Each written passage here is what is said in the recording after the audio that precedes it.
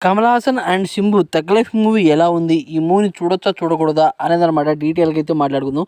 First of all భయ్య, ఈ movie మీద నేను బాగా ఎక్స్‌పెక్టేషన్ పెట్టుకుండే. అలా ఎందుకంటే దీంట్లో సింబు అండ్ కమల్ హాసన్ గారు కాంబినేషన్‌లో వస్తుంది.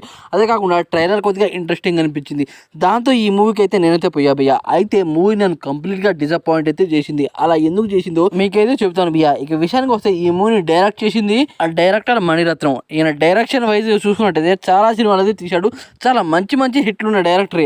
కాకపోతే ఈ మూవీలో అసలు అతను ఈ మూవీ తీశాడా లేదా అని డౌట్ అయితే వస్తుంది. అదే కాకుండా దీంట్లో ఏఆర్ రెహమాన్ గారు మ్యూజిక్ అయితే ఇచ్చారు భయ్య. అసలు ఏఆర్ రెహమాన్ గారు ఇలాంటి మ్యూజిక్ ఎందుకు ఇచ్చాడరా, అసలు ఈ మ్యూజిక్ అంటారా అని చాలామంది అయితే అనుకుంటారు. అదే కాకుండా భయ్య, ఈ మూవీ చూస్తున్నంతసేపు చాలామంది అనమాట థియేటర్లో నుండి లెగిసి వెళ్ళిపోతున్నారు. అలా ఉంది. అదే కాకుండా ఈ మూవీ స్టోరీ ప్లాట్ విషయానికి వస్తే ఫస్ట్ హాఫ్ 20 మినిట్స్ అయితే మంచి ఎంగేజింగ్ ఉంటుంది. తర్వాత ఏమీ ఉండదు. అయితే స్టోరీ ప్లాట్ ఏంటంటే భయ్య, ఒక పిల్లాడు ఉంటాడు కమల్ హాసన్ కనమాట. ఒక చనిపోయే సిచ్యువేషన్లో ఆ పిల్లాడు అయితే కాపాడతాడు. ఆయనే సింబు.